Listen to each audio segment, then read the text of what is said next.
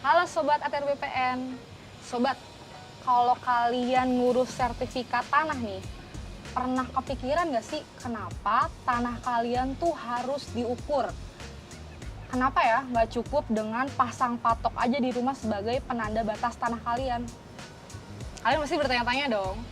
Nah, kali ini saya lagi sama beberapa orang yang emang ahli di bidangnya dalam pengukuran tanah. Saya lagi bersama dengan Mas Alfa dan Mas Gali. Tepuk tangan semuanya. Halo, Mas. Halo. Oke, Mas. Ada beberapa pertanyaan dari masyarakat ya, Mas. Terkait dengan pengukuran tanah nih, Mas. Kenapa sih emang tanah tuh harus diukur? Ada yang bisa jelasin? Oke, mungkin kenapa tanah harus diukur ya? Karena sebenarnya pengukuran tanah ini adalah salah satu tahapan yang kita lalui untuk mendapatkan sertifikat. Jadi sebelum dapat sertifikat itu tanah kita harus diukur supaya tahu posisinya di mana, bentuknya seperti apa, lalu luasnya seperti apa. Nah, ini memang pengukuran tanah ini adalah salah satu tahapan untuk pembuatan sertifikat tadi sebenarnya. Kalau misalnya kita pasang patok aja emang nggak cukup, Mas? Biar kan kayak di rumah nih, atau enggak di satu tanah nih, misal tanah yang kosong gitu ya, ada patoknya kan berarti udah ada tandanya tuh, Mas. Tuh. Itu nggak cukup? Nggak cukup, karena patok itu kan tanda di lapangan ya. Jadi sebagai penanda ya Mas? Iya, sebagai penanda di lapangan. Jadi kita harus tahu juga dari patok di lapangan itu seperti apa dia posisi koordinatnya di dalam peta. Untuk kita dapat bentuk model 2 dimensinya untuk nanti membuat gambar ukur, membuat peta bidang tanah. Nah, itu posisi patok di lapangan itu perlu kita ukur tuh step-stepnya.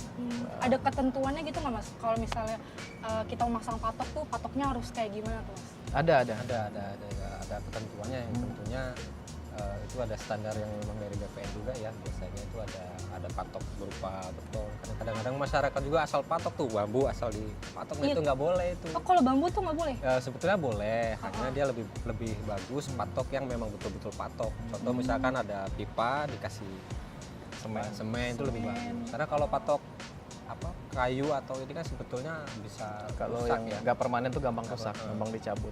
Apalagi untuk jangka waktu yang lama ya. Ya, sebenarnya kalau patok itu kan batas ya di lapangan ya. Tapi sebenarnya esensi dari patok itu sendiri adalah kontradiktur delimitasi. Jadi artinya persetujuan antara tetangga-tetangga bersebelahan kan. Jadi sebelum dipasang patok itu pastikan sama tetangga-tetangga bersebelahan itu sudah setuju bahwa batasnya di situ. Lalu posisinya benar di situ sehingga nanti ketika dilakukan pengukuran tidak ada lagi sengketa batas tuh waktu di lapangan. Karena takutnya kalau di ukuran dari pasang patok ternyata masih ada sengketa batas, kurang ke kiri, kurang ke kanan, nah itu bisa menghambat pada saat pengukurannya. Kalau menurut saya sih secara filosofi ya patok itu adalah bentuk persetujuan batas di lapangan ya. Jadi tadi kalau dibilang patok itu bergeser, ketika tetangga berbatasan terus pemilik bidang tanah itu udah setuju, harusnya patok itu tidak bergeser.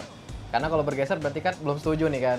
Setuju-setujunya cuma setuju-setujuan ya, bukan setuju beneran. Jadi kalau ketika itu sudah setuju di lapangan, patok itu harusnya tidak akan bergeser dan tidak akan berpindah. Nah, saya ada beberapa case, nggak banyak sih, tapi patok itu berpindah dan ternyata setelah ditelusuri memang mereka belum setuju nih. Jadi memang menurut saya secara filosofis tuh patok tuh ya itu bentuk persetujuan di lapangan. Ketika itu tetap patoknya di situ, mau 100 tahun ke depan nggak bergeser, berarti ya memang di situ batasnya. Nah, berarti patok itu adalah salah satu kewajiban dari si pemilik tanah itu ya. Betul Kalau sekali. tanah nggak dipatok ya Kan- takutnya dicaplok sama orang. Terus itu kan sebagai tanda batas juga Iya, antara betul bidang tanah. Misal saya punya tanah nih, Mbak punya tanah kan, kalau nggak ada patoknya Iya, ya bisa repot kan. main hapus Tuh. robot Nah, aja. itu bahaya kan. Bahaya. Sama kayak Masnya mungkin punya istri atau punya pacar kalau Iya. punya pacar ya kalau Istri. istri. Oh, Iya, istri. Punya pacar kalau nggak langsung dinikahin Nah. dipatok orang kan. Ya, betul. Kenapa sih kita tuh perlu banget peta bidang tanah? Kan kita tahu ada peta bidang tanah keluaran zaman-zaman terdahulu sama zaman-zaman sekarang tuh, Mas. Nah, gimana progres pelaksanaan peta bidang tanah nih, Mas? Ya, jadi sebenarnya peta bidang tanah tuh sebenarnya ya peta ya. Maksudnya dalam artian adalah representasi dari bentuk bumi dalam sebuah gambar 2 dimensi ataupun nanti 3 dimensi berupa model ya. Jadi bagaimana sih tadi kita kan udah pasang patok ya di lapangan. Nah, bagaimana kita menggambarkan patok-patok yang sudah dipasang di lapangan itu ke dalam suatu bentuk sehingga nanti setiap orang yang melihat tuh bisa tahu oh ternyata posisinya di situ kan. Kalau secara teknisnya ya peta bidang tanah itu penting tuh buat merepresentasikan patok-patok itu nanti yang akan akhirnya dilakukan delineasi batas-batas bidang tanahnya, sehingga nanti kita kalau punya sertifikat tuh ada tuh di sertifikat kita tuh batas bidang tanahnya, lalu dari batas itu nanti akan menghasilkan luas. Karena kan sertifikat selama ini kan kita berapa luasnya. Nah, jadi sebenarnya itu secara hierarki itu seperti itu. Jadi patok di lapangan itu lalu digambarkan di dalam gambar ukur, lalu antar patok itu kita bikin garis, sehingga dari garis itu akan membentuk sebuah bidang yang akan bisa kita hitung luasnya. Mungkin seperti itu ya. Jadi secara hierarkis kenapa pentingnya peta bidang. Nanti peta bidang itu sendiri adalah salah satu komponen yang perlu kita bawa ataupun kita miliki sebelum kita nanti memohon sertifikat nanti. Peta bidang tanah itu bukan merupakan tanda bukti hak hanya, jadi peta bidang tanah itu digunakan sebagai acuan untuk penerbitan sertifikat nanti. Untuk jadi pengumuman. Untuk pengumuman. Jadi peta bidang tanah itu kan diperoleh dari data hasil pengukuran yang dimana prosesnya itu kan kita pengukuran di lapangan, nanti data hasil pengukuran itu dituangkan dalam gambar ukur, yang kemudian gambar ukur itu adalah terbitlah peta bidang itu sendiri. Nah, peta bidang itu sendiri itu adalah yang nantinya digunakan untuk menjadi dasar dari penerbitan sertifikat. Gitu, Mbak.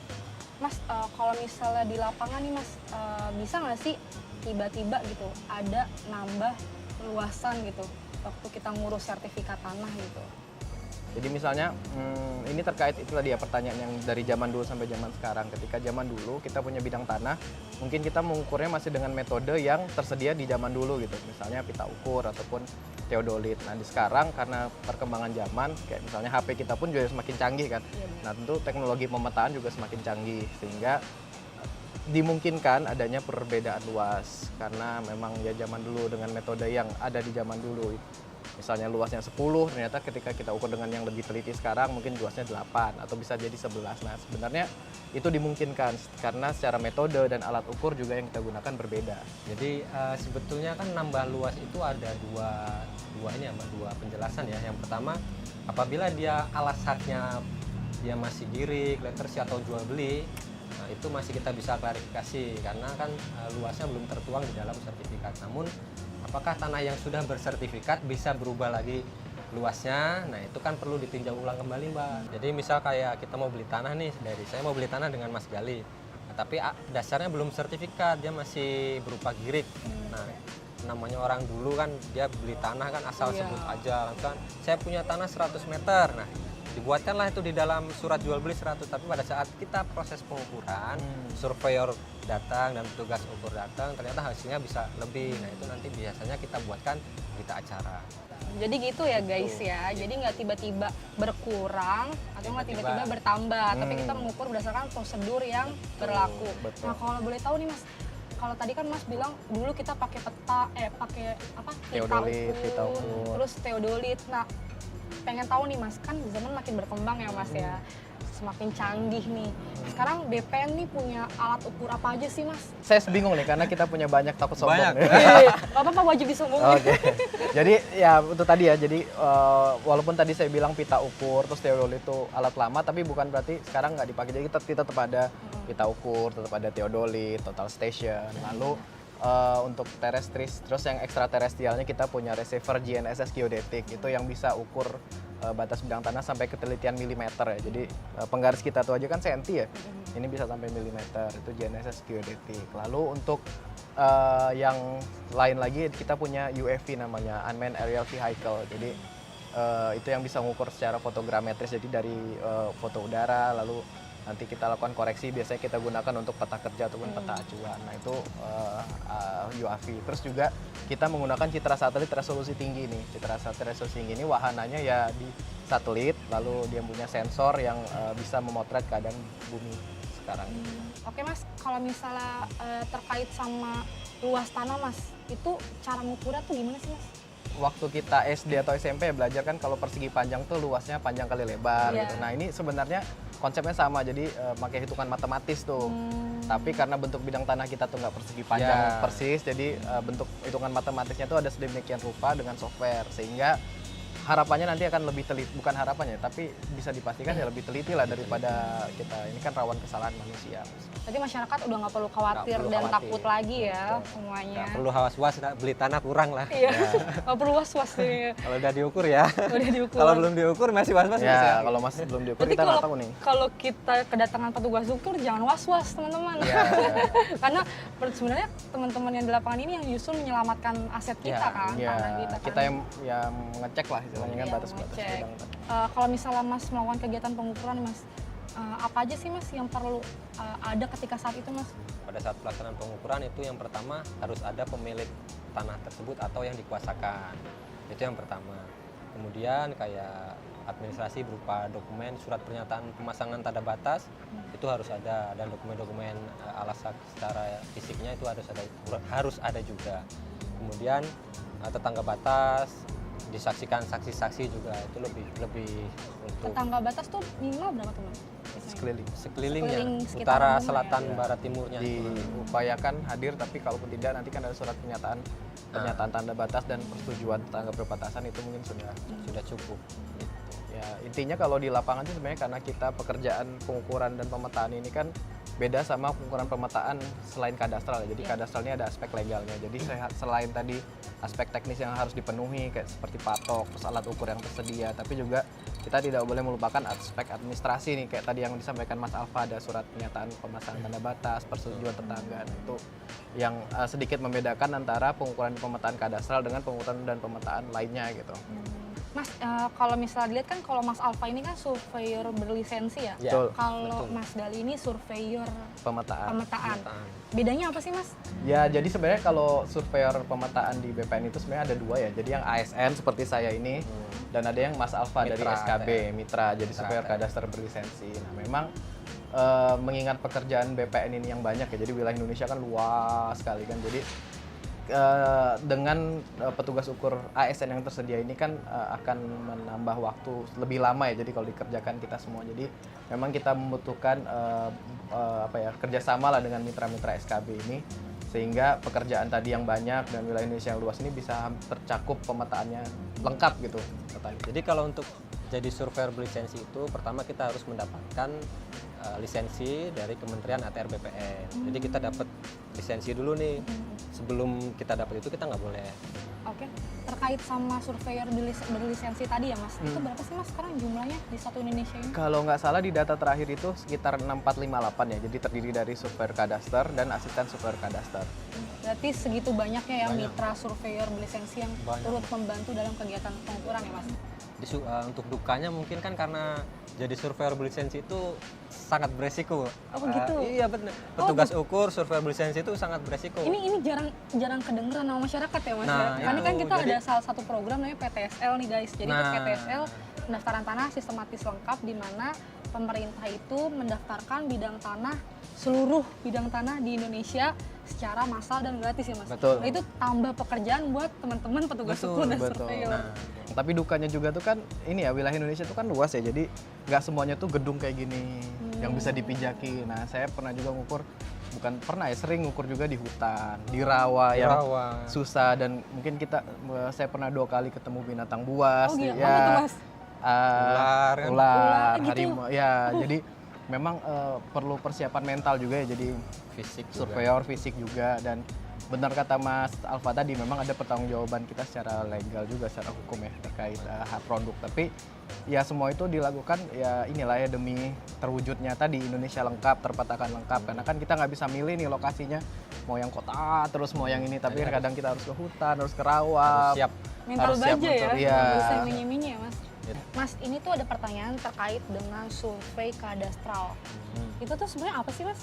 Soalnya awam banget sih sebenarnya survei kadastral itu apa?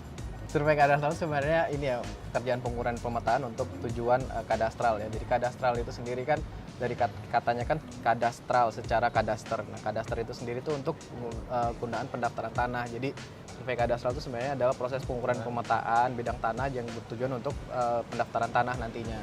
Nah, yang membedakan sebenarnya survei kadastral ini dengan survei lain, kan kita juga ada tuh pengukuran pemetaan, misalnya rupa bumi atau pengukuran pemetaan Topografi. topografi. Nah, ini adalah perbedaannya adalah ada aspek legal selain aspek teknisnya. Jadi legal itu adalah terkait dengan kepemilikan tanah, terus objeknya itu sendiri adalah bidang tanah yang memiliki pemilik dan berbatasan dengan pihak lain, sehingga diperlukan selain teknis juga aspek administrasi yang penting di sini dalam prosesnya itu. Kalau proses dari awal sampai akhir sih sebenarnya survei kadastral itu mulai dari persiapan tadi, misalnya penyiapan administrasi, alat, terus peta kerja, lalu penyiapan alat itu ya kita menyiapkan alat ukur, dikalibrasi, terus habis itu di lapangan kita melakukan pengukuran titik perapatan, titik kontrol, lalu kita lalu pengukuran hasilnya nanti adalah gambar ukur yang diolah. Setelah gambar ukur lalu kita lakukan pemetaannya pun di peta pendaftaran kita yang sekarang sudah online ya.